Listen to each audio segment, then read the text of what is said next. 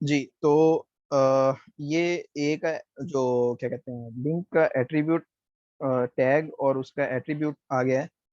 अच्छा, यहाँ पर जो एच रेफरेंस है, यहाँ पर हमने उस पेज का या उस डॉक्यूमेंट का उस डॉक्यूमेंट का हमने लिंक देना है यहाँ पे। ठीक है। अ, जो जिस पेज पर हम उस यूजर को लेके जाना चाह रहे हैं। ठीक है।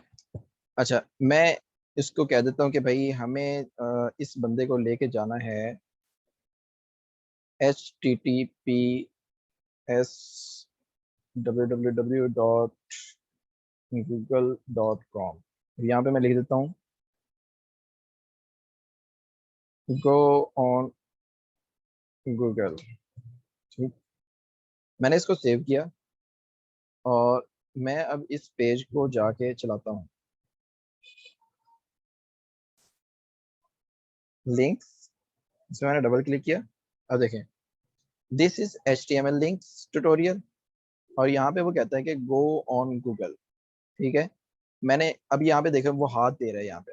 सही है, इसका मतलब है कि ये क्या चीज़ है, लिंक है। ठीक है। मैंने इस पे क्लिक किया तो वो हमें कहाँ पे ले गया, देखें गूगल का पेज ओपन हो गया। ठीक हो गया। मैं ऊपर से इसको बैक वाले निशान से बैक किया मैंने, वो दोबारा उसी पेज पे चला गया। इस तरह आप अपनी डॉक्यूमेंट में लिंक्स लगा सकते हैं। ठीक है।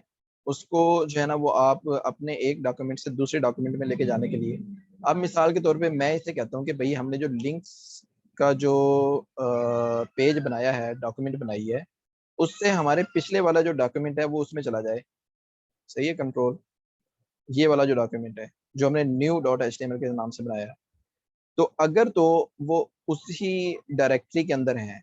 सही है। तो हम क्या करेंगे, जिस तरह हमने इमेज का नाम दिया था, इसी तरह हम उस पेज का नाम भी दे सकते हैं, जो कि new.html है। ठीक है। तो मैंने इसको सेव किया और मैं इसको, ये देखें इस टैग के अंदर जो ये वाला कंटेंट होगा ये डिस्प्ले पे नजर आएगा और उस पर क्लिक करके वो इस पेज पर चला जाएगा। ठीक है। तो मैं इसको लिखता हूँ गो ऑन न्यू पेज, या फिर आप उसे click here for go to previous page या न्यू पेज, या आप कोई भी कंटेंट यहाँ पे लिख सकते हैं। ठीक है। अच्छा, अब इसको करते हैं सेव और यहाँ पर डाल दे, इसको करता हूँ मैं, सॉरी इधर रिफ्रेश। ठीक है। अब यहाँ पे टेक्स्ट तब्दील हो गया। और जो क्लिक हेयर था, अब देखें ये जो अंडरलाइन आ रहा है इसका मतलब ये है कि भाई ये एक हाइपर लिंक है, आप जब इसके ऊपर क्लिक करेंगे तो कहीं पे चले जाएंगे। ठीक है। वो इसको नुमाया कर रहा है बाकी टेक्स्ट से, इस टेक्स्ट से उसको देखें नुमाया हो रहा है। अब मैं इस पर क्लिक करता हूँ तो वो उसी पेज पे हम आ गए हैं जो हम पहले बना रहे थे। एक लिंक हम इस पेज पे डाल देते हैं कि भाई जब आप यहाँ पे हैं तो हम हमें वो बता दे कि भाई आप आगे चले जाएं। ये लिंक मैं लगा देता हूँ इमेज से ऊपर ए। ठीक है। और ये बन गया एच रेफ, और मैं इसको कह देता हूँ भाई links.html। ठीक है। तो इसको मैंने सेव किया और अब मैं इसको चलाता हूँ यहाँ पे। ओह, लिंक नहीं आया, देखो क्यों नहीं आया। क्या कोई बताना चाहेगा, हाथ खड़ा करे, रेज हैंड करे, रेज हैंड पे क्लिक करे।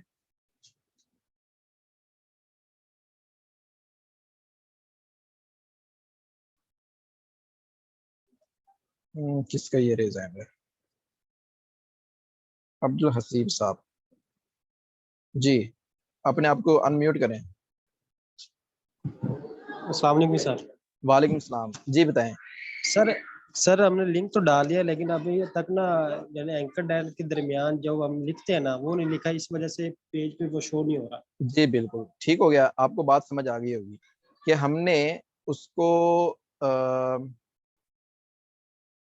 लिंक तो हमने एट्रीब्यूट तो क्या कहते हैं, सॉरी, टैग तो डाल दिया है, लेकिन हमने जो इसके अंदर उसको बताना था कि भाई जो कंटेंट लिखना था वो इसलिए हमें नजर नहीं आया। लिंक वहां पे है पेज पे, लेकिन वो नजर नहीं आएगा। ठीक है, तो हम उसको बस यार एक एक बंदा, हम अगर कोई सवाल है तो आप उससे लिख लें, तो बाद में इंशाल्लाह करते हैं उसका सेशन।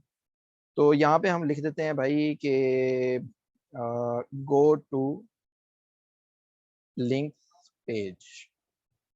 तो मैंने इसको सेव किया। अब जब मैं इस पेज को रिफ्रेश करूंगा तो वो यहाँ पे आ जाएगा।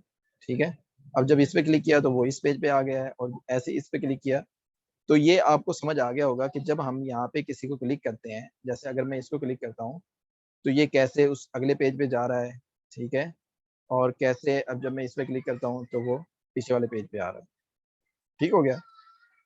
तो अच्छा, इसमें जो है वो कुछ एट्रीब्यूट्स होते हैं लिंक्स के, हम वो देख लेते हैं। एक एट्रीब्यूट तो हमने देखा जो कि एच रेफरेंस था, वो हमने उसको इस्तेमाल किया ऐसे। ठीक हो गया।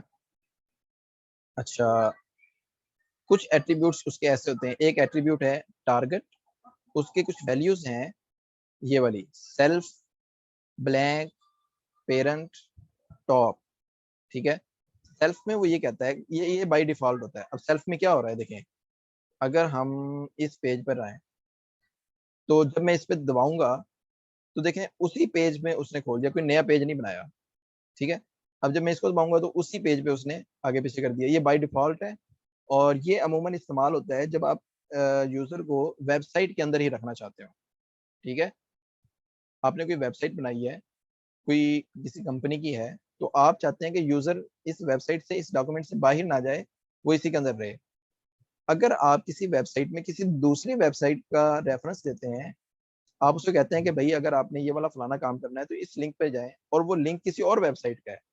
ठीक है, तो आप क्या कहते हैं कि वो वाली जो उसका पेज है, अगर मिसाल के तौर पे मैं ये इसको कहता हूँ कि गो टू लिंक्स पेज, लेकिन वो इस पेज को बंद ना करे, वो नए जो जो लिंक्स का पेज है वो दूसरे टैब में खोल दे। ये जो गूगल के टैब है, आप उसे कहते हैं कि वो किसी और में खोले, तो उसके लिए आप यहाँ पे इस्तेमाल करते हैं इसका जो एट्रीब्यूट, इसका क्या कहते हैं, यहाँ इसका एट्रीब्यूट इस्तेमाल करेंगे टारगेट, कि उसको टारगेट देंगे भाई आपने इसको कहीं और पे लेके जाना है, टारगेट। और उसको आपने ऐसे अंडरस्कोर लगाना है, फिर आप इसको कह देंगे भाई ब्लैंक पेज, यानी कि एक नए पेज पे लेके जाए उसको। मैं इसको सेव करता हूँ, और ये मैंने याद रखे, मैंने इसको लिंक्स वाले उसमें लगाया है, सॉरी न्यू पेज में लगाया है। लिंक्स पेज पर जाने के लिए जो लिंक्स में लगा हुआ है उसको मैंने ऐसे ही रखा है। हम इसको दोनों का फर्क देख लेते हैं। जब मैंने अब इसको पेज को किया रिफ्रेश,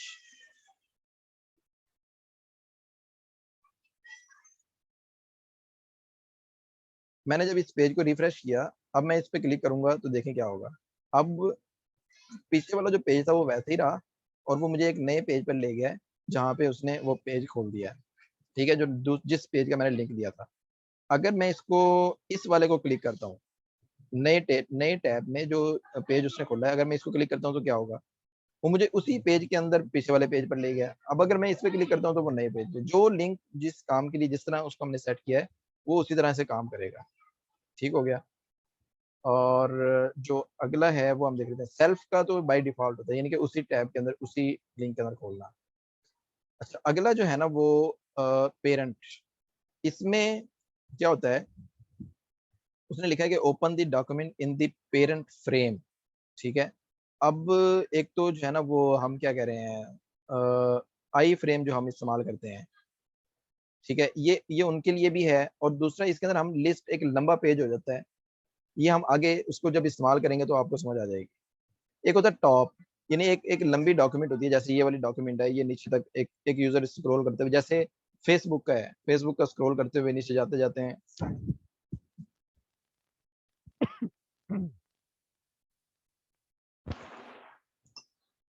ठीक है, यानी इस तरह का कोई पेज बनाते हैं जिसमें वो स्क्रॉल करते हुए नीचे जाता जाता है, नीचे नीचे चला जाता है, फिर हम उसको कहते हैं कि भाई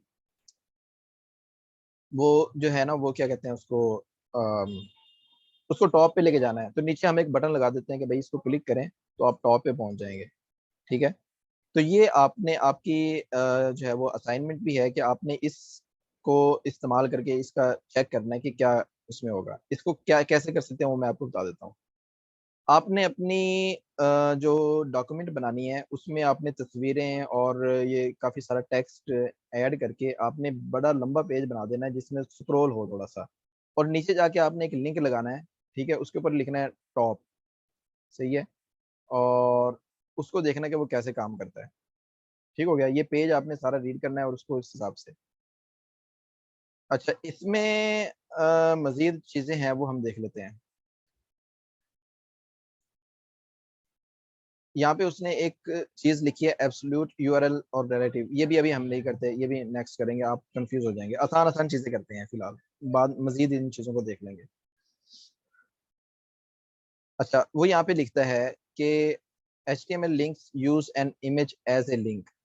आपने अक्सर देखा होगा किसी वेबसाइट पर कि तस्वीर नजर आती है, ठीक है, और जब उसके ऊपर क्लिक करते हैं तो वो एक वेबसाइट खुल जाती है।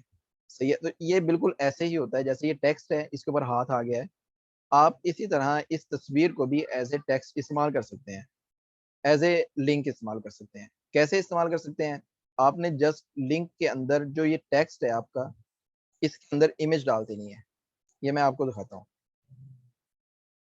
ये मैंने इमेज का टैग इस्तेमाल किया, हमारे पास एक इमेज इसी जगह पे पड़ी हुई है, कोर्स 1.png के नाम से। ठीक है। और इसका मैं हाइट और विड्थ छोटी कर देता हूँ। विड्थ सिर्फ डाल देता हूँ परसेंटेज में। मैं कहता हूँ कि ये विड्थ जो है ना इसकी 20% हो जाए, और बस। ठीक है। मैं कहता हूँ इसको क्लिक ऑन इमेज। ये लिखा तो मैंने क्लिक ऑन इमेज है, लेकिन ये तस्वीर से देखें ये क्या होगा जब मैं तस्वीर से आगे कुछ लिखता हूँ। तो मैं इसको करता हूँ सेव, और इसको रीलोड किया मैंने। क्या सेव किया?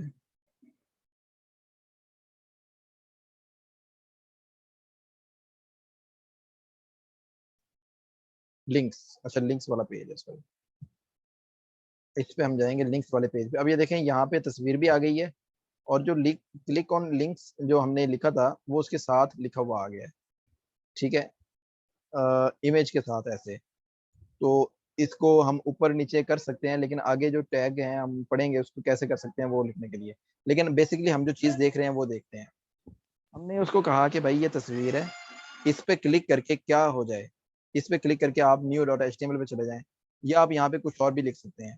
ठीक है। आप किसी वेबसाइट का यहाँ पे लिंक दे सकते हैं, आप किसी और जगह का। तो जैसे ही उस पर क्लिक करेंगे वो उस जगह पे चला जाएगा। ठीक हो गया। तो तस्वीर को भी लिंक के तौर पर इस्तेमाल किया जा सकता है। ठीक है। Link to an email address. सही है। अच्छा, यहाँ पे हम एक काम कर सकते हैं। हम किसी को कहते हैं कि भाई ईमेल, जिस तरह कोई कोई वेबसाइट बनाते हैं, आप किसी यूजर को कहते हैं कि भाई आप इधर क्लिक करके ईमेल सेंड करें, सेंड मेल। सही है। तो उसके लिए आप क्या करेंगे, मतलब वो इस पे क्लिक करेगा, उसके सामने जो है ना वो ईमेल का जो आप ऑपरेटिंग सिस्टम यानी कि विंडोज इस्तेमाल कर रहे हैं उसका बाय डिफॉल्ट जो फीचर होगा ईमेल करने के लिए वो खुल जाएगा। कैसे खुलेगा वो हम देख लेते हैं। वो इस्तेमाल करने के लिए आपको यहाँ पे एक लफ्ज लिखना है, मेल टू। ठीक है। उसके आगे ये कॉलन डालना है, और फिर जो सही वाली ईमेल है वो आपने यहाँ पे लिख देनी है। मिसाल के तौर पे मेरे पास एक ईमेल है, हाफिज अब्दुल हनान @gmail.com। मैं इसको सेव करता हूँ, और जब मैं इसको चलाता हूँ तो देखते हैं क्या होता है।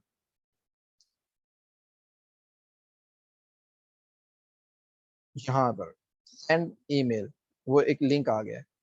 अच्छा, लिंक की पहचान क्या होती है वो, बल्कि एक में आगे एक बटन वाला लिंक है वो बता के फिर मैं आपको लिंक की पहचान बताता हूँ। यहाँ पे देखें कि सेंड ईमेल आ गया। मैंने इस पे जब क्लिक किया तो उसने मुझे एक ब्राउजर में खोल दिया है, और डायरेक्ट वो मुझे जीमेल पर ले गया है। ठीक है। और एक न्यू ईमेल का वो खोल देगा मैसेज बॉक्स कि भाई आप लिखें इस बंदे को। अब चूंकि ये तो साइन इन भी मेरा इसी नाम से हुआ हुआ है, तो हो सकता है ईमेल चली जाए, लेकिन ये फीचर होगा। यानी आप किसी वेबसाइट पर जब ये लगाएंगे और उसी यूजर को, तो वो क्या करेगा, उसको इस तरह खोल देगा ऐसे। ठीक हो गया। और वो बंदा उसको मैसेज कर सकेगा। नेक्स्ट चीज हमारे पास क्या चीज है, बटन एज ए लिंक। ठीक है, तो हम इसको यहाँ पर ही देख लेते हैं। यहाँ पे उसने एक बटन लगाया है, बटन, और उसका एक एट्रीब्यूट इस्तेमाल किया है ऑन क्लिक। ठीक है, कि क्लिक पर क्या हो, तो उसने यहाँ पे उसको एक एट्रीब्यूट दिया है कि document on location, document dot location. Basically ये जो डॉक्यूमेंट डॉट लोकेशन है ना, ये जावास्क्रिप्ट का ऑब्जेक्ट, डॉक्यूमेंट ऑब्जेक्ट मॉडल से है ये डॉक्यूमेंट। वो हम डिटेल में आगे देख लेंगे। ठीक है, वो कहता है कि डॉक्यूमेंट को की जो लोकेशन हो, इस बटन पे क्लिक होने पे क्या हो जाए, डिफॉल्ट ASP। ठीक है, तो जब हम इस पे क्लिक करेंगे तो देखते हैं क्या होता है। हमने इस बटन पे क्लिक किया, उसने उस फ्रेम के अंदर जो डिफॉल्ट HTML का पेज था वो खोल दिया है।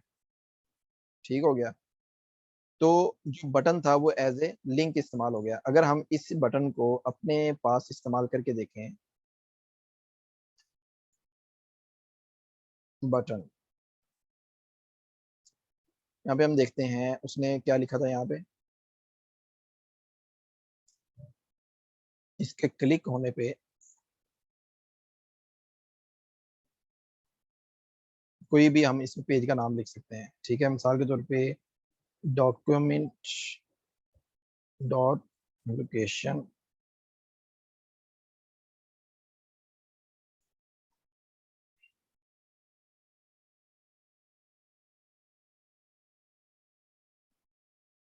अच्छा, यहाँ पे हमें उसी तरह जिस तरह हमने लिंक के अंदर टेक्स्ट लिखा था उसको दिखाने के लिए, तो वो हमें यहाँ लिखना पड़ेगा।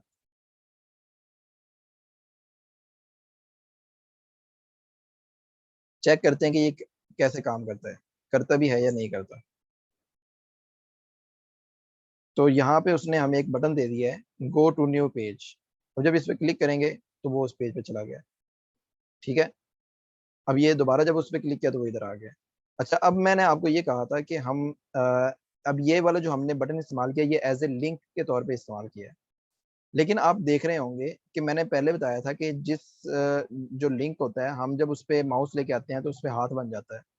ठीक है, अब है तो ये भी लिंक, इसके पीछे लिंक लगा हुआ है ना, लेकिन उसने इसके ऊपर हाथ नहीं बना, क्योंकि ये बटन की जो है ना वो खसूसियत है, ये बटन की प्रॉपर्टी है, ये बताता है कि ये बटन है। ठीक है, तो इसकी दूसरी पहचान क्या होती है, जब हम यहाँ पे किसी लिंक पर माउस लेके आते हैं, तो आप मेरी स्क्रीन पर यहाँ पर देखें, इस जगह पर उसका नाम आ जाएगा, उसका एड्रेस आ जाएगा। जैसे अब ये देखें, नीचे आ रहा है, ऐसे ही इधर देखें, नीचे आ रहा है, मेल टू हाफिज अब्दुल हनान, ऐसे इसके ऊपर देखें, उसका मुकम्मल एड्रेस आ जाएगा। लेकिन यहाँ पर लेके आते हैं तो वो नहीं आता है, क्योंकि वो बटन है, बटन एज ए लिंक इस्तेमाल किया हुआ है।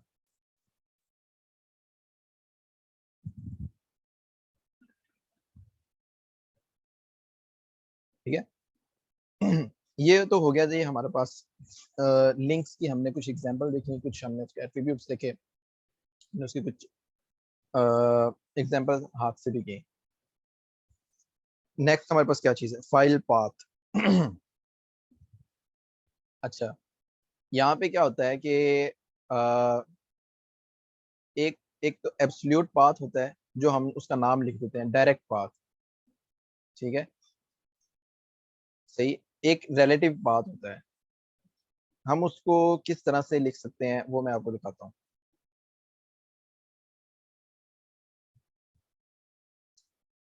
यहाँ हमारे पास जो है वो कितने तरह के होते हैं इसमें,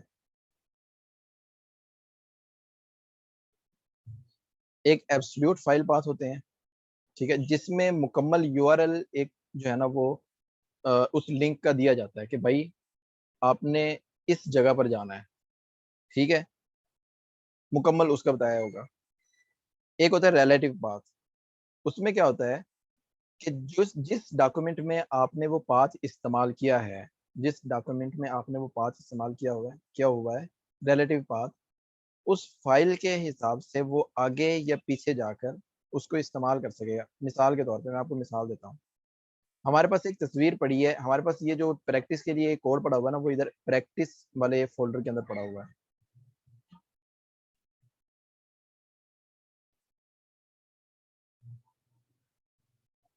ठीक है। तो मैं ये चाहता हूँ कि हमारे पास जो फाइल है ये वाली course.png से ना उठाए, बल्कि वो यहाँ से ये वाली फाइल उठाए, या उसके एक और बाइट से जाके मैं उसे कहता हूँ 2.png वाली फाइल उठा ले, या course.png वाली फाइल उठाए। ठीक है। तो उसको उस इसको कहते हैं कि रिलेटिव पाथ, मतलब इस फोल्डर में मौजूद होते हुए इस डायरेक्टरी में उसके हिसाब से पीछे जाके इसको उसका पाथ देना।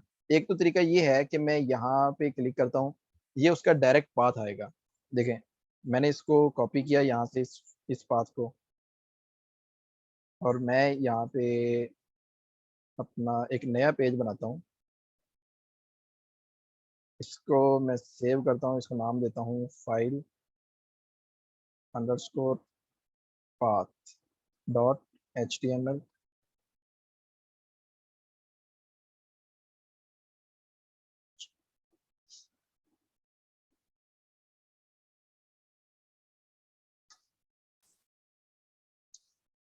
इमेज का टैग लगाया मैंने।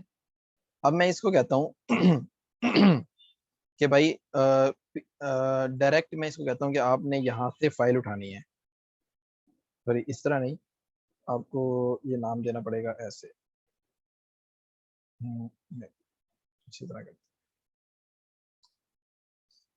यहाँ पर कोर्स डॉट PNG, इसको करके देखते हैं।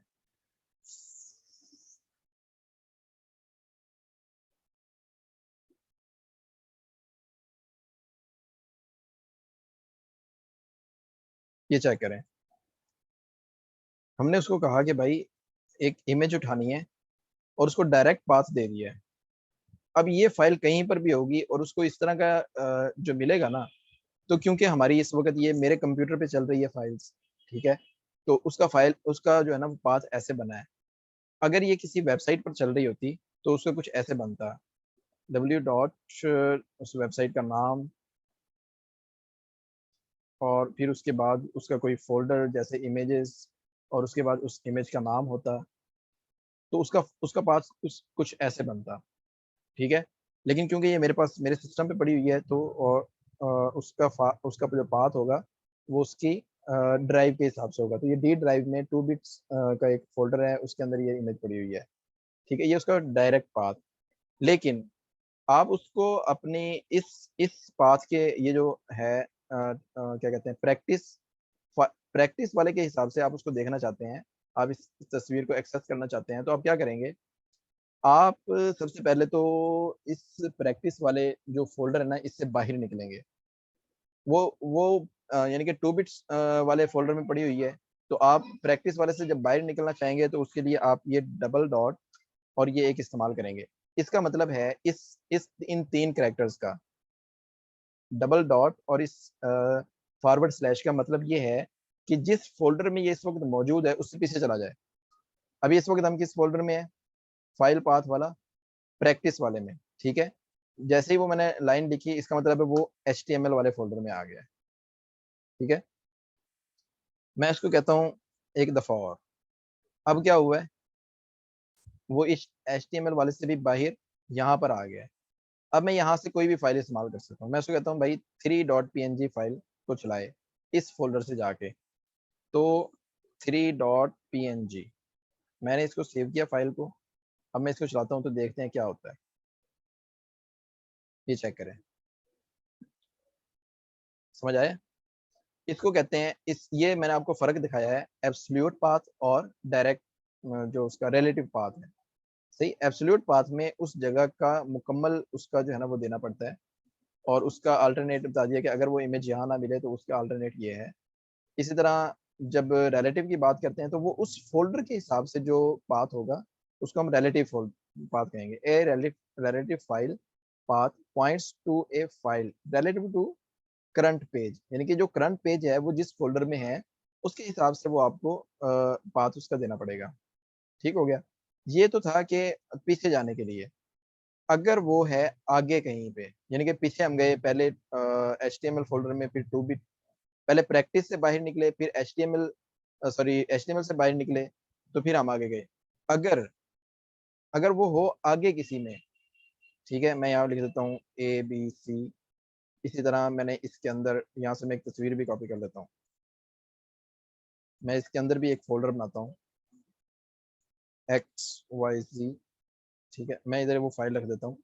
पहले हम गए थे पीछे, अगर हमें आगे जाना पड़े तो हम क्या करेंगे, हम हम अब फिर ये नहीं लगाएंगे, सही है, हम उस आगे वाले का नाम लिखेंगे, उस करंट फाइल से आगे वाले का। ठीक है, करंट फाइल कहाँ पे पड़ी हुई थी हमारी, प्रैक्टिस में, उससे आगे कहाँ जाना है, ABC वाले फोल्डर में। तो इसको हम ABC लिखेंगे, उसके बाद XYZ और उसके बाद उसका नाम course 1।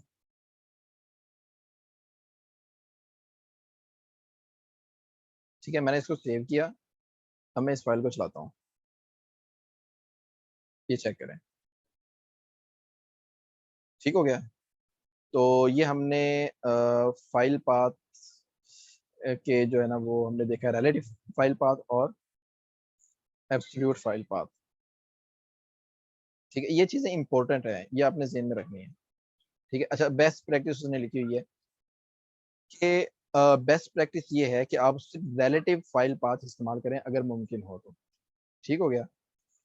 When using relative file path, your web page will not bound to your current base URL. All links will work on your own computer on localhost। ठीक है, इसका ये भी होता है कि मिसाल के तौर पे जब आप फ्यूचर में वेबसाइट्स बनाएंगे तो हम एक बेस यूआरएल रखते हैं। ठीक है, उसको हम एक वेरिएबल में बना देते हैं और उसी को बार बार इस्तेमाल करते हैं। ठीक है, तो वो आपका वो ये कहता है कि वो बेस यूआरएल से डिपेंड हो जाता है, जो आप अगर आप उसका जो है वो डायरेक्ट अगर आप इस्तेमाल करेंगे, तो अगर आप रिलेटिव यूज करेंगे वो कहता है कि वो अच्छी प्रैक्टिस है। ठीक हो गया। नेक्स्ट हमारे पास क्या चीज है,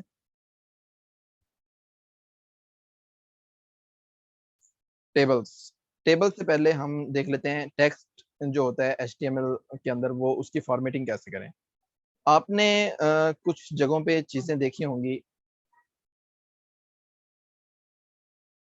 मैं इनको एक दफा बंद कर देता हूँ।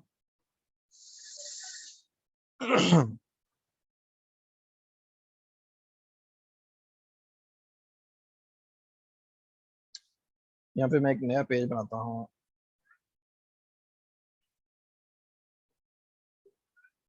सेव, और इसका फॉर्मेट।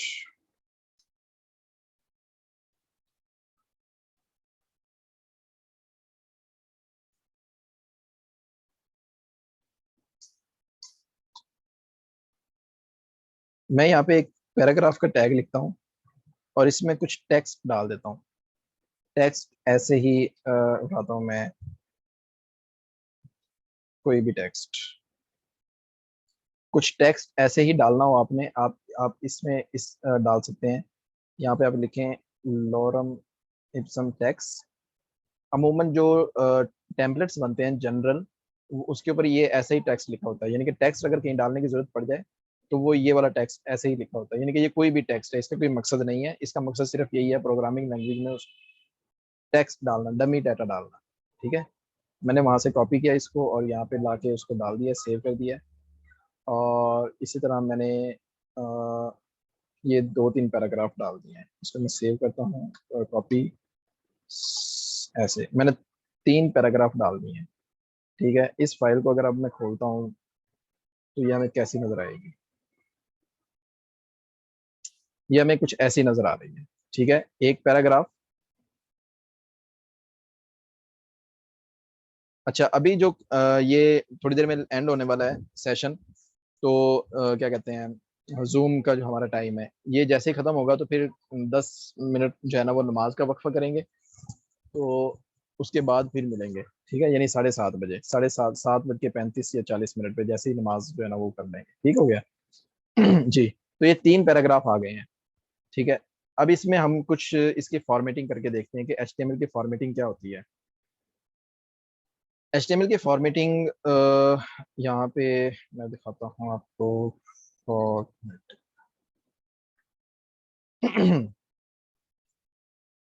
फॉर्मेटिंग देखें, कुछ जगहों पे जब हम डॉक्यूमेंट लिखते हैं तो कुछ हिस्से को या कुछ टेक्स्ट को नुमाया करते हैं, बोल्ड करते हैं।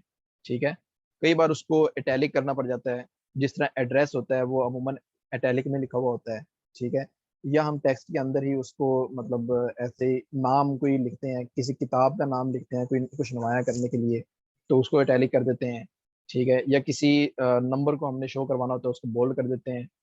अच्छा, यहाँ पे एक चीज़ होती है सबस्क्रिप्ट या सुपरस्क्रिप्ट। आप जिस तरह आपने कुछ फार्मूलाज पढ़े होंगे केमिस्ट्री में, जिस तरह पानी का फार्मूला H2O है, जब आप वो देखते हैं तो H से जो 2 है वो नीचे लिखा हुआ होता है, वो इसकी मदद से करते हैं, सबस्क्रिप्ट की मदद से। आपने पावर्स देखी होंगी मैथ में, जब मैथ के फार्मूलाज होते हैं, जिस तरह एक्स की पावर 2 या इस तरह करके, तो वो सुपरस्क्रिप्ट की मदद से हम उसकी फॉर्मेटिंग कर सकते हैं, ठीक है। इस तरह यहाँ पे कुछ चीज़ें दी हुई हैं कि हम ये चीज़ें करते हुए हम उसको फॉर्मेटिंग कर सकते हैं। लेट्स चेक कैसे करते हैं।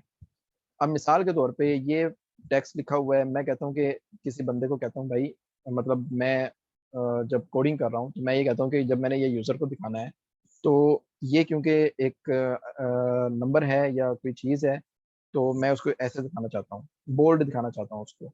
तो जिस हिस्से को, जितनी टेक्स्ट को, जितने अल्फाज को या जितनी लाइनों को हमने बोल्ड दिखाना है, उसको ऐसे बी का टैग शुरू करके, ठीक है, पैराग्राफ टैग के अंदर, और उसको मैंने बंद कर दिया, ठीक है। ऐसे ही मैंने इसके अंदर भी मैंने कहा भाई ये वाला, मिसाल के तौर पे मैं यहाँ पे कोई नंबर लिख देता हूँ, मैं कहता हूँ कि ये कोई रकम है या कोई चीज़ है, ठीक है, मैं उस पे साथ में रुपी भी लिख देता हूँ, ठीक है। मैं उसको कहता हूँ कि भाई ये पैसे हैं, उसको बोल्ड नजर आने चाहिए, ठीक है, तो मैं उसको ऐसे डाल देता हूँ।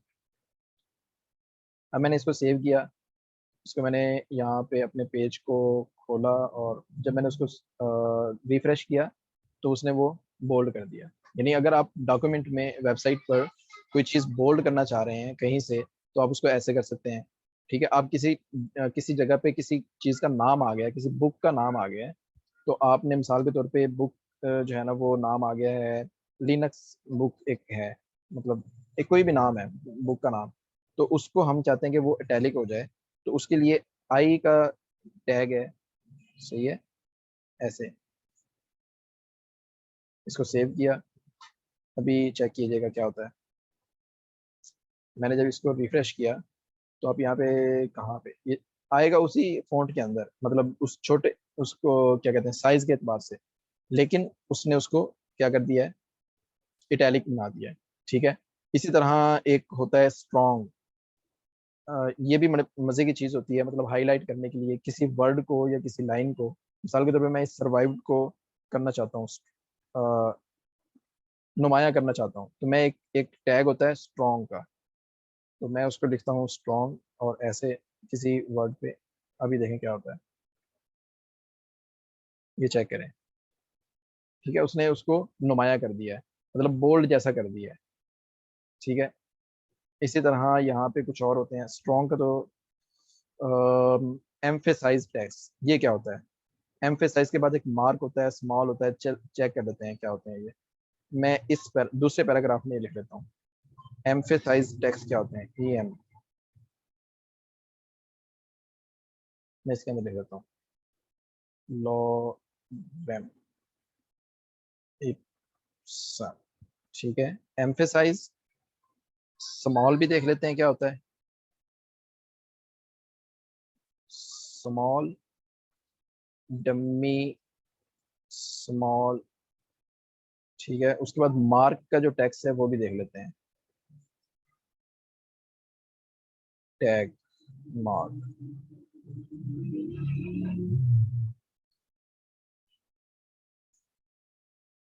ठीक है। हमने 3 टैग इस्तेमाल किए हैं, EM, दूसरे पैराग्राफ में EM, स्मॉल और मार्क।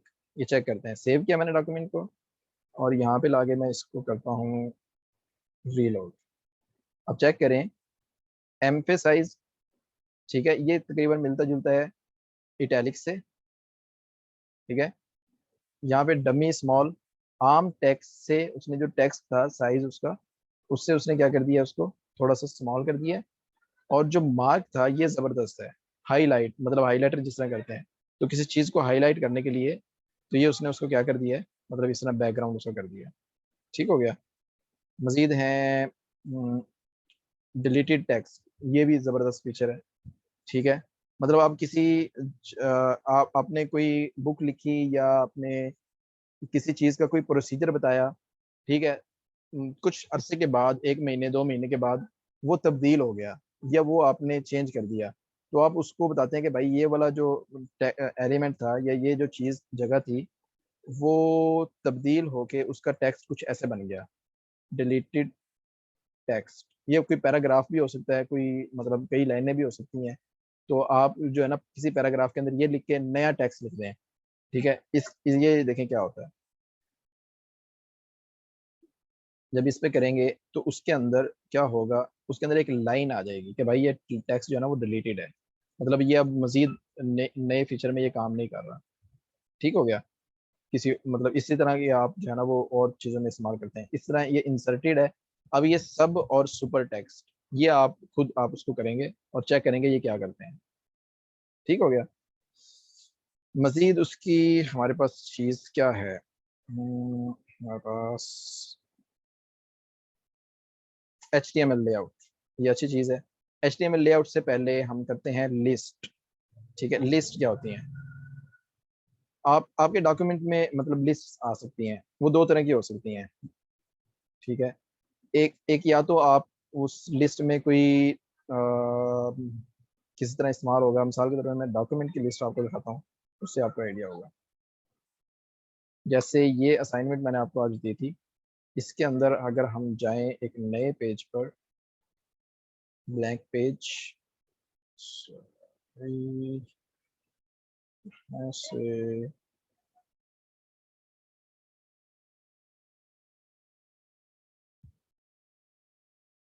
पेज,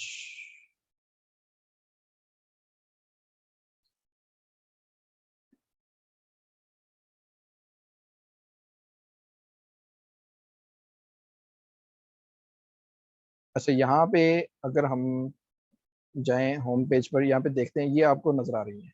जैसे एक ये लिस्ट है, मैं यहाँ पे कुछ लिखता हूँ, ठीक है, एक ये लिस्ट बन रही है। इसी तरह इस लिस्ट की जो चीज़ें हैं, मतलब जो ये नज़र आ रहा है स्टाइल, वो भी तब्दील किया जा सकता है। मैं कहता हूँ कि ये नज़र आए, ठीक है, ऐसे वो चीज़ें नज़र आएंगी। ठीक है, और इस इनको कहते हैं अनऑर्डर्ड लिस्ट। ठीक है, मतलब इससे किसी को ये नहीं समझ आ रहा कि पहले इसमें से कौन सा करना है, बाद में कौन सा करना है। ये एक लिस्ट है सिंपल। ठीक है, तो एक लिस्ट होती है ये वाली। ठीक है, उस पर नंबर चलते हैं, नंबर चलते हैं, या फिर उस पर क्या चलते हैं, कुछ कुछ ऐसा चलता है जिससे पता चलता है कि भाई ये ऑर्डर्ड में है, आपने ये काम करना है। समझ आ गई है मेरी बात। तो इनको हम HTML में इस्तेमाल कर सकते हैं, ऐसे ही इस्तेमाल कर सकते हैं कि इसको ऑर्डर्ड लिस्ट के हिसाब से और इसको अनऑर्डर्ड लिस्ट के हिसाब से। ठीक है, तो चेक कर लेते हैं। हमारे पास 1 मिनट रह गया है और उसको अगली वीडियो में चेक करते हैं, नमाज के बाद।